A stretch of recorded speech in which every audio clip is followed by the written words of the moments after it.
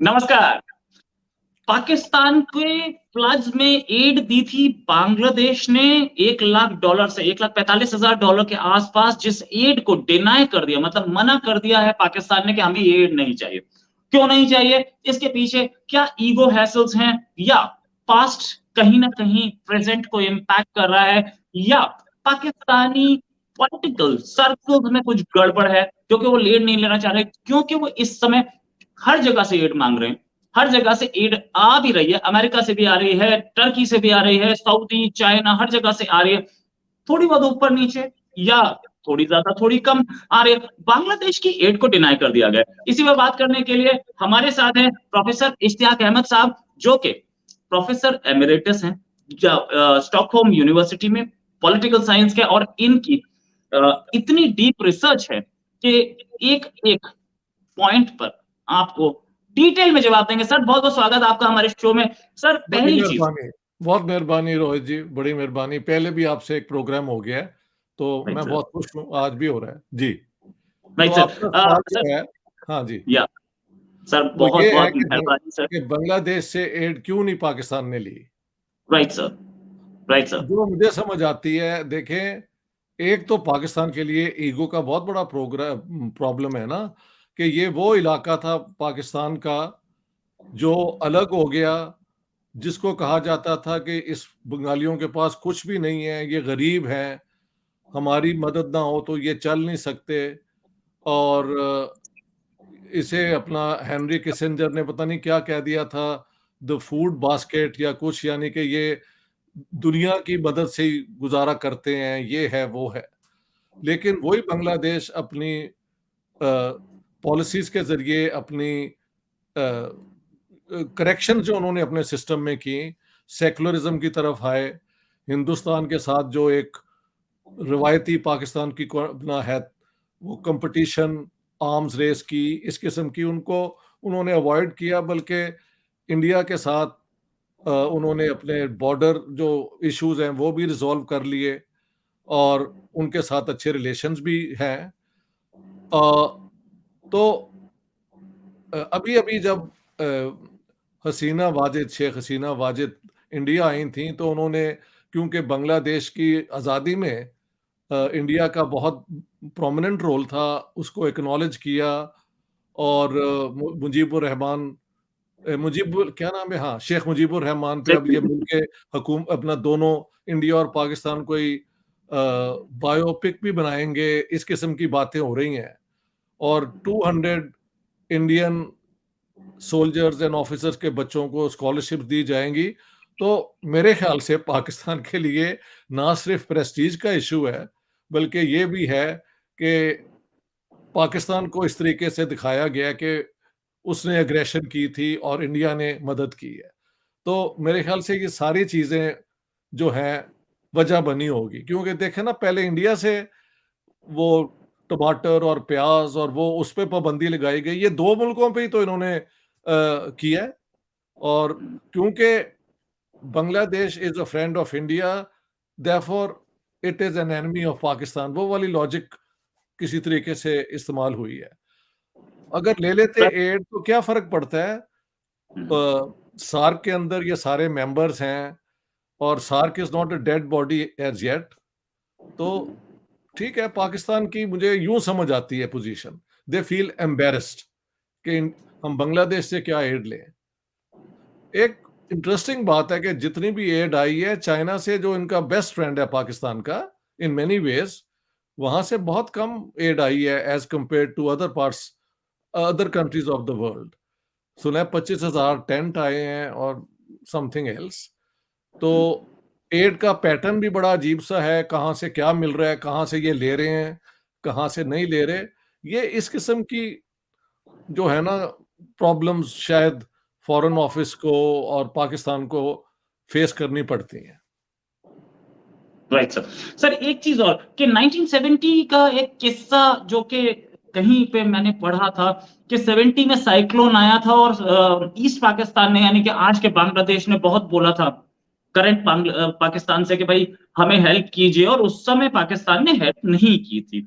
आज जब पाकिस्तान क्राइसिस में, और वही ईस्ट पाकिस्तान यानी कि बांग्लादेश हेल्प कर रहा है, तो वो हेल्प नहीं ले रहे। क्या ये 70 इम्पैक्ट भी है क्या? लेकिन 70 में तो ईस्ट पाकिस्तान पाकिस्तान का हिस्सा था ना, तो वो एक और राइट। सिचुएशन है। वो तो हमारी जो West Pakistan based power elite है, उसकी अपना क्या कह सकते हैं आप, इर्रिस्पॉन्सिबिलिटी है कि इन्होंने कोई जाके ज़्यादा काम नहीं किया, वो एक और बात है। तो अगर आप मतलब जब नेशनल नैरेटिव बनता है ना, तो ये सारी चीज़ें बैकग्राउंड में होती हैं। हो सकता है ये भी एक वजह हो कि पाकिस्तान, मगर पाकिस्तान को उससे क्या फ़र्क पड़ता है? मतलब तब नहीं एड दी थी। अगर आप अब एड ले लेते तो अब तो बांग्लादेश एक इंडिपेंडेंट स्टेट है ना, और ये सारे सार्क के मेंबर हैं। तो the situation has changed. Right. मैं तो यूँ समझता हूँ। जी, जी।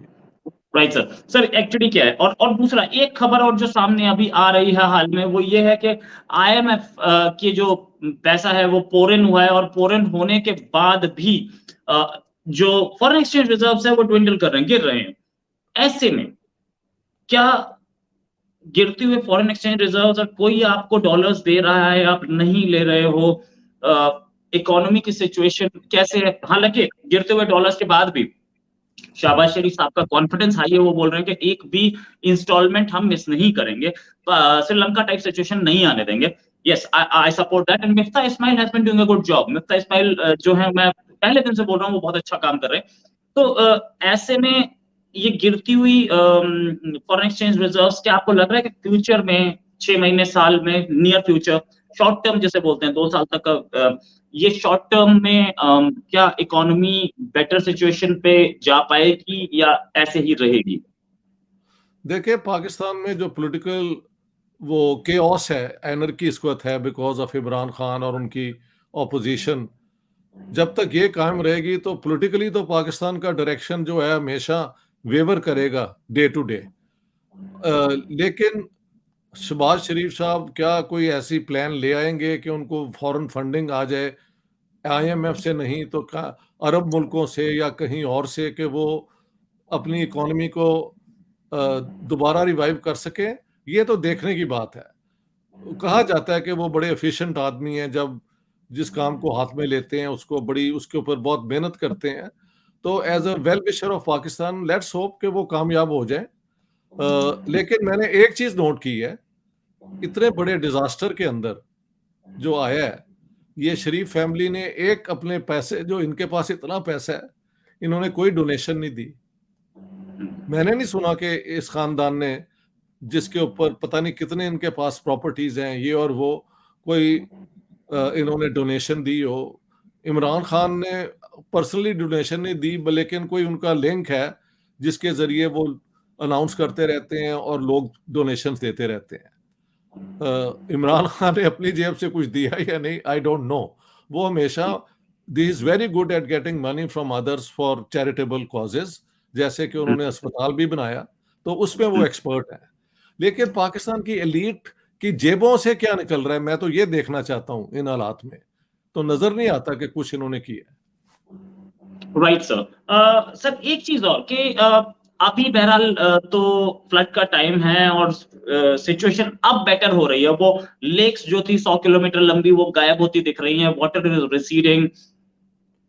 डब्ल्यूएचओ बोल रहा है कि अब बीमारी का खतरा ज्यादा है, और ऐसे में international aid has to pour in, international workers have to pour in, क्योंकि इंटरनेशनल वर्कर्स जाएंगे, इम्यूनाइजेशन होगा, दवाइयां बांटी जाएंगी लोगों के बीच में।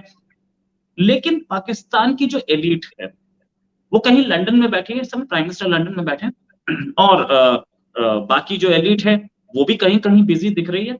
वो लोगों पाकिस्तान की का चिंता। टिपिकल कैरेक्टर है।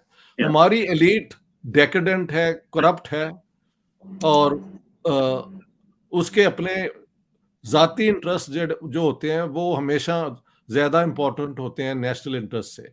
ये तो ये स्टोरी तो बहुत पुरानी है पाकिस्तान के अंदर। ठीक है, जब पाकिस्तान बना था तो लोगों ने, अच्छे लोग भी थे जिन्होंने पाकिस्तान को सस्टेन किया, और पाकिस्तान एक फंक्शनिंग स्टेट के तौर पे दुनिया में उभरा भी, और कम से कम मिड 60s तक तो ये they were going in the right direction.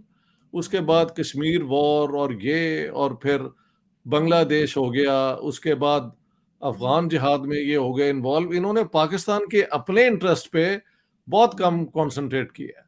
हमारी टेक्सटाइल इंडस्ट्री बहुत फ्लरिशिंग थी, अब भी कहा जाता है कि it is our main industry, क्योंकि उसके अंदर लेबर इंटेंसिव होती है, लोगों को नौकरी मिलती है, ये वो, लेकिन उसमें तरक्की कोई ज्यादा नहीं हुई। ज्यादा शुगर प्रोडक्शन है, और शुगर प्रोडक्शन कोई मुझे बता रहा है कि वो एक्चुअली इंडस्ट्रियल ग्रोथ को माइनस करती है, बिकॉज उसके अंदर कोई लेबर इंटेंसिव नहीं है, वो पूरा टेक्नोलॉजी के जरिए काम हो जाता है। तो इस किस्म की लॉब साइडेड डेवलपमेंटल प्लान्स हैं जिसका कोई एक डायरेक्शन नहीं है कि स्टेट उसको क्या कहते हैं किसी तरीके से अपना लीड करे या कुछ। तो पाकिस्तान की इस किस्म की बहुत ज्यादा मुसीबतें हैं। Lack of coherent centralised planning जो होनी चाहिए, ठीक है, प्राइवेट सेक्टर अपना पूरा काम करे, लेकिन the state should be there to see कि प्रायोरिटी किस चीज को दी जा रही है, इंडस्ट्री अगर लगनी है तो कौन सी लगे, किसके रिसोर्सेज कहाँ दिए जाएं। उसमें बिल्कुल नाकाम है फिलहाल जो आज की एलीट है। सर, इस लंबी लंबी हिस्ट्री में आपने बहुत डीपली स्टडी किया पाकिस्तान की हिस्ट्री को। क्या आप कोई एक ऐसा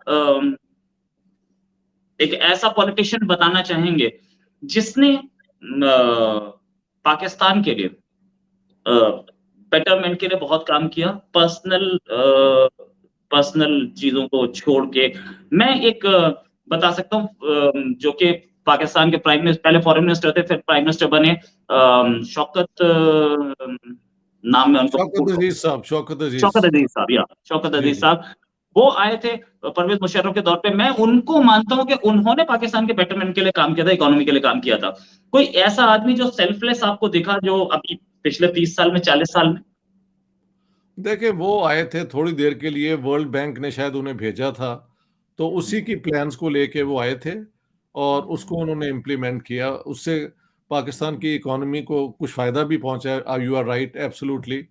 पहले ये मुशर्रफ का दौर था जब वो आए थे ना, Musharraf was then the right. President of Pakistan, और इस किस्म के लोग आके तो वो जो वर्ल्ड बैंक की प्लानिंग है, आईएमएफ, ये इनकी जो होती है डायरेक्शंस, वो आके इम्प्लीमेंट कर दी उन्होंने, लेकिन वो कोई इलेक्टेड प्राइम मिनिस्टर तो नहीं ना थे। ही डिडंट नहीं। Represent the will of the people. वो तो वर्ल्ड बैंक ने उन्हें भेजा था और उसी एजेंडे को उन्होंने इम्प्लीमेंट किया। फॉर उसमें फायदा भी हुआ होगा, I am sure, I am not an economist, लेकिन वो तो इस तरह फॉरेन अपॉइंटी है ना, जो आके एक अच्छा काम कर जाते हैं। लेकिन अगर किसी इकोनॉमिस्ट से पूछें, वो आपको बेहतर बता सकते हैं कि उनके दौर में क्या अच्छा हुआ और क्या बुरा हुआ। I am not an expert on that. Right लेकिन सर। मेरे ख्याल से अयूब खान जब आए और उस जमाने की जो डेवलपमेंट प्लान्स हैं, कहते हैं वो पहले ही बन चुकी थी, आई डोंट नो, लेकिन इम्प्लीमेंट उनके दौर में हुई और इंडस्ट्रियलाइजेशन हुई। हैवी इंडस्ट्री नहीं, ये लाइट इंडस्ट्री, कंज्यूमर इंडस्ट्री, और पाकिस्तान में एक तरक्की भी हो रही थी वेस्ट पाकिस्तान में। लेकिन जब से इन्होंने 65 वॉर इंडिया के साथ शुरू की, पर वो उसका ग्राफ डेवलपमेंट की बजाय इस किस्म की हरकतों में ज्यादा नजर आता है। Right sir. सर, एक चीज और, एक एक फिलॉसफी आई थी, ब्रीड इंडिया विद 1000 वुंड्स। उसी के उसमें ये दहशतगर्दी भी आई इंडिया की ओर, और पाकिस्तान में भी दहशतगर्दी आई, दोनों साइड आई। ये दहशतगर्दी जो है, आपको लगता है कि ये अब इतना डीप रूटेड है, खत्म हो पाएगी, या पाकिस्तान कभी इससे उभर पाएगा? देखिए, दहशतगर्दी अब तो ज्यादा पाकिस्तान में हो रही है ना, पाकिस्तान से इंडिया में तो नहीं। अब कोई आपका रिकॉर्ड तो नहीं है कि इन्होंने वहां जाके कुछ करवाया हो। जो लास्ट टाइम नहीं कहा जाता है पुलवामा हुआ है ना 2019 में, तो उसके बाद तो कोई ऐसी एक्टिविटी हमें नहीं रिपोर्ट की सर, गई।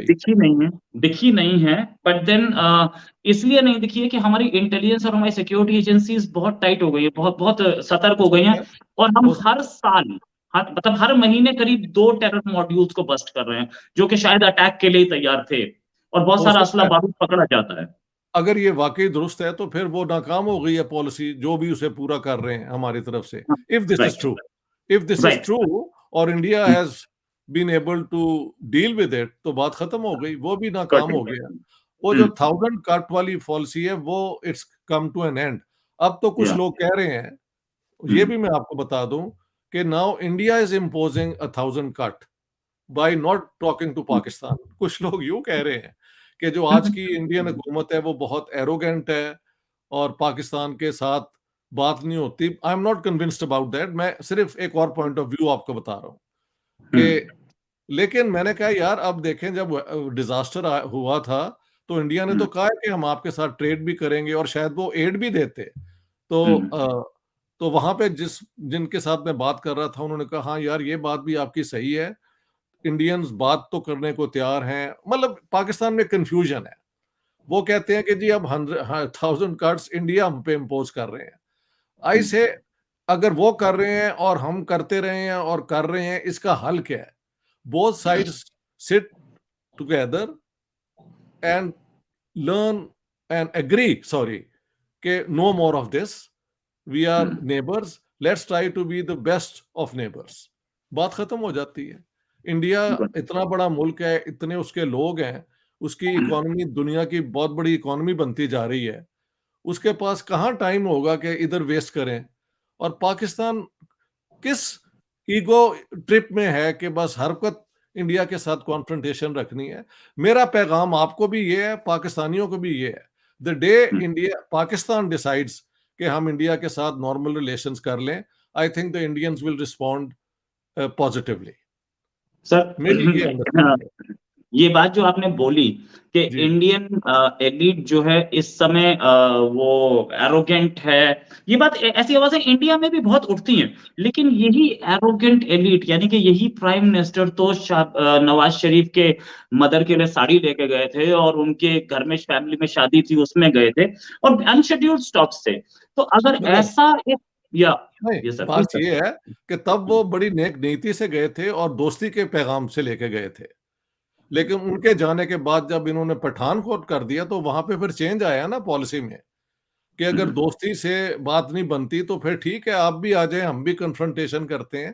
तो ये हम कह सकते हैं तब से शायद इंडियन पॉलिसी चेंज हुई है। मुझे कुछ लोग कहते भी रहते हैं we are not interested in Pakistan, Pakistan can go to hell. इस किस्म के कमेंट्स में इंडियन ट्रोल ट्रोल जो हैं उनसे हरकत अपने मसलन मैंने पिछले दिनों में एक पंजाबी गाना जो मैंने गाया था वो शेयर किया, बजाय उस गाने पे कमेंट करने के 95% लोगों ने तो उस गाने के ऊपर ही कॉन्सेंट्रेट किया। 5% ने कहा कि आपको पता है इंडिया की इकोनॉमी नंबर ये ब्रिटेन से भी आगे जा रही है, क्या आपको पता है इंडिया ये हो रहा है। यानी दे वर प्रोवोकिंग मी, बजाय के गाने के ऊपर बात करें कि अगर ये कहेंगे तो शायद मैं नाराज होऊंगा और मेरा कोई दिल वो दुखाएंगे। I felt so much sorry for this characters. मुझे कुछ ये आपको भी मानना पड़ेगा कि इंडिया के अंदर कुछ सेल हैं जिनका काम ही ये है कि पाकिस्तानी जो ये है ना सोशल मीडिया पे लोग या कुछ उनको ये ट्रोल करें और उनको अटैक करें ताकि ये कभी जो है ना दोस्ती और मोहब्बत का पैगाम ये शायद वो डिस्करेज हो जाए। लेकिन मेरा जैसा बंदा तो डिस्करेज नहीं होता। I consider them stupid and उनको शायद थोड़े से पैसे भी मिलते हैं ये करने के। मुझे एक लड़की ने बताया था कि that she gets paid for doing this. तो ये उधर से आपकी भी तरफ भी होता है। मैं आपके साथ अगर दोस्ती करता हूं तो ओपन होके करता हूं and I want to face you इन दोस्त बन के कि ये हमारा कंप्लेंट है, वो आपका कंप्लेंट है, इसको हम कैसे सॉल्व करें। सॉल्व करने का तरीका यही है कि दोनों मिल के दोस्ती कर लें, ट्रेड करें, आना जाना करें, नॉर्मलाइज करें। यार हम 1000 साल बल्कि उससे पहले यहाँ के बशिंदे हैं ना हम लोग, तो दो मुल्क बन गए हैं तो क्या फर्क पड़ता है। That's it. राइट सर, मुझे एक किस्सा याद आता है 40 साल पहले करीब, जी या हुए होंगे 35 साल के आसपास। कुछ बनारस हिंदू यूनिवर्सिटी के बच्चे, जी स्टूडेंट्स उस जमाने में थे, वो गए एक बहुत बड़े फेमस पोएट थे नजीर बनारसी, उनके पास, और जाकर उनके पैर छुए। तो ठीक है। नजीर बनारसी जो थे वो थोड़े इमोशनल हो गए, बोले कि यार आजकल भी ऐसे स्टूडेंट्स आते हैं क्या इस यूनिवर्सिटी में जो आके पैर छूते हैं। तो सोचने वाली बात है कि भाई आप इतने सीनियर हैं और आपके पास इतना लंबा एक्सपीरियंस है, आपको ट्रोल करके क्या मिलना है? आपकी मतलब एक हम लोगों के जिसे बोलते हैं इंडिया सब कॉन्टिनेंट, हम शुरुआत से सीनियर्स की इज्जत करते रहे क्योंकि वहां से नॉलेज मिलती है और लेकिन वहां से बात बहुत ये है इम्पोर्टेंट। कि सीनियर के जो इज्जत करते हैं वो मेजॉरिटी में है हिंदुस्तान से भी इसमें। यानी मैं कह रहा हूँ 95% are so decent, so good. लेकिन एक पूरा ग्रुप है जिसको वहां पे, ये सेल्स हैं जिनका काम ही ये है कि आपने सिर्फ पाकिस्तानियों को, पाकिस्तान को, इस्लाम को, मुसलमानों को रन डाउन करना है। और वो मुझे हर मेरे वीडियो पे मैंने बताया, पंजाबी का गाना मैंने किया है यार, वहां पे ये कहने की क्या जरूरत है? दे आर जस्ट प्रोवोकिंग मी, उनको कुछ पैसे मिलते हैं ये करने में। तो ठीक है, ऐसा ऐसा हो सकता ऐसा है। है, और ऐसा कुछ है, ऐसा है, कुछ लोग, ऐसा है। कुछ ऐसे भी लोग होते हैं जो कि विदाउट एनी बेनिफिट, कोई फायदा नहीं है, फिर भी वो ट्रोल करने वो में आ करते जाते हैं, हैं, ऐसे भी यंग हैं, कॉलेज ऐसे के भी हैं, बच्चे हैं ऐसे भी हैं, ऐसे भी हैं। जनरली। तो माइंडसेट है कुछ का, तो वो उससे बाहर निकल के, जब मेरे कंट्री के प्राइम मिनिस्टर पाकिस्तान से अच्छे रिलेशंस के लिए वहां अनशेड्यूल्ड स्टॉप मार रहे हैं और वहां जाके साड़ी लेके जा रहे हैं नवाज शरीफ की मदर के लिए, हाँ, तो बहुत मैं ये अच्छी बात बिल्कुल थी, नहीं बोल अच्छी सकता। बात थी। मैं तो उसको मैं तो बहुत मानता हूँ। मैंने तो कहा था ये पीस मिशन है। वाजपेयी हम्म, वाला मिशन जो शुरू हुआ है, hmm, Narendra Modi is coming in the same spirit. लेकिन फिर अगर right, पठानकोट हो गया तो फिर नहीं बात बनती ना। यही तो मसला है। पाकिस्तान हम्म, में भी तो फोर्सेस है ना जो इसको बहुत अपोज करती हैं। मसलन जब वाजपेयी साहब आए थे तो हम्म, जमात इस्लामी जो है पाकिस्तान की, उन्होंने जो उस डेलीगेशन में लोग आए थे उनकी बसेस पे पत्थर फेंके। हाँ जी। तो right, जमात इस्लामी की क्या मजाल है कि वो पत्थर फेंक सके अगर किसी ने उनको कहा ना हो कि आप ये भी करें। यानी इधर से प्राइम मिनिस्टर आ रहे हैं इंडिया के, पाकिस्तान के प्राइम मिनिस्टर उन्हें इनवाइट कर रहे हैं। हम्म, देवानंद और कितने वो लोग जो लाहौर और यहाँ ही पड़े हुए थे उस डेलीगेशन में थे। बहुत अच्छा मौका था, दोस्ती हम का कदम उठा देते। और वाजपेयी साहब वो मीनार पाकिस्तान पे भी गए, उन्होंने कहा कि हमारी पार्टी जो है वो पार्टीशन के खिलाफ थी, लेकिन अब हम इसे एक्सेप्ट करते हैं कि 2 स्टेट्स हैं, so let's hmm, become friends. इससे ज़्यादा वो क्या करते? लेकिन इन्होंने कारगिल कर दिया कि जी कश्मीर को दोबारा रिवाइव कर दो, तो पाकिस्तान के अंदर स्पॉयलर्स तो हैं। right, मैं sir. कह रहा हूँ इंडिया के अंदर भी स्पॉयलर्स हैं और हम्म, वो दे आर पेड ट्रोल्स, जिनका काम ही ये है कि किसी ना किसी तरीके से आप इस इन बातों को जो हम करते हैं दोस्ती की, गानों की और कल्चर की। मसलन मैंने कहा कि मैं जानता हूं कि इंडिया में कई हिंदू और मुसलमान बहुत करीबी दोस्त हैं। तो कुछ लोगों ने लिखा जी हम कभी किसी मुसलमान को अपना दोस्त नहीं बनाते। तो obviously these are people who have an agenda to attack all good efforts at promoting peace between India and Pakistan. हमारी तरफ तो मुझे पता है ना ये होता है, लेकिन आपकी तरफ भी होता है, मैं ये कहना चाहता हूँ। नहीं सर, सर हर तरह के लोग हर जगह हैं, और ऐसा मैं कभी ऐसा दावा नहीं करता कि इंडिया में ऐसा कुछ गड़बड़ नहीं होती, लेकिन इंडिया में फिर भी एक चीज है कि जी। मुस्लिम्स को राइट्स पूरे हैं, जो मतलब पाकिस्तान के जर्नलिस्ट बोलते हैं या पाकिस्तान के एनालिस्ट बोलते हैं कि राइट हैं, मुस्लिम्स को राइट्स पूरे हैं, ऑन टू वर्ड इंसिडेंट्स हो सकते हैं अगर, और ठीक है। मुस्लिम यहाँ पे डरा हुआ है तो जो वो बोलते हैं, तो हिंदू फेस्टिवल्स पे ही मुसलमान पत्थरबाजी करते हैं, मुस्लिम फेस्टिवल्स पे कोई हिंदू पत्थरबाजी करता नहीं दिखेगा। ये डरी हुई बात तो कम्युनिटी कभी ऐसे ये, पत्थरबाजी नहीं करती है। ये दुरुस्त है कि हिंदू फेस्टिवल पे मुसलमान पत्थर फेंकते हैं? Is this true? Yes sir, बिल्कुल। हिंदुस्तान इस बार आप अब रामनवमी पे 7 इंसिडेंट्स थे। रामनवमी अभी गई अप्रैल में, 7 इंसिडेंट्स थे, 7 अलग अलग शहर में। तो तो वो अगर भी 7 अलग अलग शहर में पत्थरबाजी हो रही है हिंदू हाँ, प्रोसेशन पे, तो क्या मुसलमान डरा हुआ है? आप मान सकते हैं इस बात को?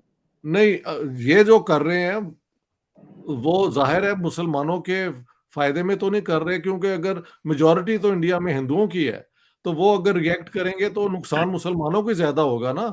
तो ये कौन लोग कर रहे हैं, क्यों कर रहे हैं, इनके पीछे कोई फोर्सेस हैं जो ये करवा रही हैं, तो समझ गए ना आप? That is under investigation. कुछ कुछ पीएफआई जैसी ऑर्गेनाइजेशंस भी हैं जिनके ऊपर हमारी एजेंसीज का रडार लगा है, बहुत सारे लोगों ने अरेस्ट किया है। आई एम श्योर मस्जिदों से होगा। पत्थरबाजी हुई है, स्पेसिफिकली कुछ कुछ घरों से पत्थरबाजी हुई थी, वो घर तोड़ दिए गए, उस पर भी बहुत हंगामा हुआ, बहुत सारे सेक्युलर लोग बाहर निकले, बहुत सारे जर्नलिस्ट बाहर निकले कि घर कैसे तोड़ सकते हो। बट फैक्ट रिमेन्स कि मैंने कभी ये नहीं देखा कि ईद पर हिंदुओं ने पत्थरबाजी की हो, कभी नहीं हुई आज तक। अच्छी हमेशा ये बात है। उल्टा ही होता है। डरी हिंदुओं हुई का ये कम्युनिटी रिवाज कभी कर नहीं है। सकती है। हिंदुओं का ये रिवाज ही नहीं है, वो हर मजहब को मान लेते हैं। और हर मजहब के जो, मैं एक दफा आया था चेन्नई में, हाँ जी, एक कॉन्फ्रेंस राइट पे। सर। तो चेन्नई में पता मुझे लगा कि यहाँ पे पंजाबियों की भी कोई ऑर्गेनाइजेशन है। तो मैंने कहा यार मैं उनको मिलना चाहता हूँ। तो उन्होंने मुझे बुला लिया वहाँ पे। तो कई लोग लाहौर ओरिजिन के लोग वहाँ पे थे, यानी फैमिलीज जो कभी लाहौर से गई थी, तो वो वेस्ट पंजाबी बहुत थे वहाँ पे, जो मेरी जुबान ही बोलते हैं लाहौर के इर्द गिर्द की। तो we spent a good evening together. तो मैंने वहाँ पे एक डोनेशन भी दे दी। मैंने कहा यार मैं भी पंजाबी हूँ, मैं आपकी ऑर्गेनाइजेशन को डोनेशन देना चाहता हूँ। तो they very happily accepted the donation. और फिर शाम के वक्त कुछ उनमें से आ गए कि जी आपको हम अपने गुरु को मिलाना चाहते हैं। तो जब हम उनके गुरु के घर गए, यानी जो उनकी जगह थी, तो वहां पे वो सिंधी एक गुरु थे उनके। लेकिन मैंने देखा कि उन्होंने जो बनाया था ना अपना वो ऑर्डर गुरुओं का, तो जो मुसलमानों के बहुत बड़े सूफी माने जाते हैं, शेख अब्दुल कादर जिलानी, कादरी ऑर्डर के, बगदाद में उनका मज़ार है, वो उनको मानते थे सबसे बड़ा। तो हिंदुओं में ये है कि जो एक होली पर्सन है ना, उसका मज़हब जो भी हो, उसको वो मान लेते हैं। ये हिंदुइज़्म के अंदर एक अपनाइयत है। ये आप लोगों की ग्रेटनेस आप कह सकते हैं। तो इसको मैं मतलब मैंने पाकिस्तान में भी लोगों को बताया है इसी चीज़ का, कि I was shocked, not shocked but very pleasantly surprised, कि है ये पंजाबी हिंदू, सिंधी उनके गुरु हैं, लेकिन जो उनका सूफी ऑर्डर बन रहा है उसमें हाईएस्ट पीर जो हैं वो मुसलमान हैं, शेख अब्दुल कादर जिलानी, बगदाद वाले। तो ये जो है ना हिंदुइज्म के अंदर कैपेसिटी बाकी लोगों से भी लर्न करने की, ये आपकी स्ट्रेंथ है। राइट मैं सर। तो ये भी जानता हूँ कि रसूल अल्लाह को कुछ हिंदू अवतार मानते हैं, कुछ हजरत अली को अवतार बनते हैं। तो हिंदुओं के अंदर ये एक बहुत इंटरेस्टिंग फिनोमिनन है कि वो इस किस्म की लार्ज हार्टेडनेस कह लें, एक्सेप्टेंस कर लें, उनके अंदर है। आपके जो प्रॉब्लम है वो इंटरनल है, कि कास्ट सिस्टम की वजह से जो एक इंटरनल यूनिटी है ना, वो हिस्टोरिकली इस तरह नहीं थी। वो अब हो रही है जब से आपने नई कॉन्स्टिट्यूशन बनाई है और इक्वल वोट कर दिया है हिंदू का, ब्राह्मण का और दलित का। तो एक नया इंडिया बन रहा है ना, which is I think healthier India than the India जिसमें कास्ट सिस्टम की वजह से लोगों की डेग्रेडेशन भी होती थी। तो that's the way I look at it. वो इंटरनल था टू हिंदुइज्म। लेकिन dealing with Islam, dealing with Christianity, Hinduism के अंदर कैपेसिटी है एब्जॉर्व करने की, एक्सेप्ट करने की। यानी पंजाब के अंदर होते थे हुसैनी ब्राह्मण्स। सुनील दत्त जो एक्टर हैं ये उसी खानदान से हैं, और सुनील दत्त से मैंने इंटरव्यू किया, उनसे डायरेक्टली बात उन्होंने मुझे ये पूरी बताई। पंजाब के कुछ वो हैं अपना ब्राह्मण, ये दत्त ब्राह्मण और वही यहाँ मोहेर या वही। कुछ इन्हें कहा जाता है, जिनकी एक शाख समझती है कि उनके जो एंसेस्टर थे वो इमाम हुसैन की तरफ से करबला की जंग में उन्होंने हिस्सा लिया था। तो they are Hindus but they are also known as Hussaini Brahmins. वो जो शियाओं के वो है ना, मातम वूतम भी करते हैं, लेकिन हैं वो बेसिकली हिंदूज। तो कहावत है पंजाब की, अ, दत्त सुल्तान, आधा हिंदू आधा मुसलमान। तो राइट। ये हिंदुओं के अंदर एक है कैपेसिटी, कि उनके राइट सर। पीर मुसलमान भी हो सकते हैं। लेकिन पंजाब में ये भी रिवाज था कि लोग पंडितों के पास और इनके पास, वैद्यों के पास जाते थे इलाज करने। एक और किस्म का हिंदुस्तान था पार्टीशन से पहले। जो अब जो कम से कम हमारी तरफ तो रहा ही नहीं ना, क्योंकि ना कोई हिंदू है यहाँ, ना कोई सिख है, तो वी हैव नो रेफरेंस। लेकिन आपकी तरफ तो मुसलमान है ना अभी, तो वो आपकी वो ट्रेडिशन बहुत स्ट्रांग है, ये मैं मानता हूँ। राइट सर, हाँ, राइट। मेरी आप पंजाब वाली किताब जरूर पढ़ें, पंजाब पार्टीशन वाली। सर्टनली उसमें सर, कई सर्टनली। लोगों ने कहा है कि हमारे जो टीचर थे ब्राह्मण, वो शाम के वक्त स्कूल से खत्म होने के बाद हमारे आ जाते थे और फ्री हमें पढ़ाते थे। तो वो कहते हैं आज तक we remember them with a lot of respect. तो ये राइट मैं सर। उन लोगों की बात कर रहा हूँ जिनकी जब मैंने इंटरव्यू किया था 2003, 4, 5 में, तो they were all late 70s early 80s, लेकिन अपने स्कूल टीचर्स को आज भी वो याद करते थे। तो अ, तो इस किस्म का एक और पंजाब था, एक और हिंदुस्तान था, जो पार्टीशन के बाद ये सारी मुसीबतें ना खड़ी हुई हैं। इसको इसको हम खत्म ना कर सकें तो कम से कम चैलेंज तो करते रहे ना, कि let's try to find what is common among us. और राइट, अगर मुसलमान ये पत्थर या कुछ मारते हैं, तो आई कंडेम इट विदाउट रिजर्वेशन, कभी नहीं होना चाहिए, एब्सोल्युटली नॉट। राइट ठीक सर, है। राइट, ठीक। Right sir. Thanks a lot sir, आपसे बात करके बहुत अच्छा लगा एंड जाहिर है आपसे बात करके हमेशा नॉलेज मिलती है। इसी के साथ सर इस इश्यू में इतना ही, आपके साथ एक और टॉपिक पे बात करेंगे जल्दी ही। अभी के लिए सर नमस्कार, धन्यवाद। धन्यवाद जी, धन्यवाद, टेक केयर।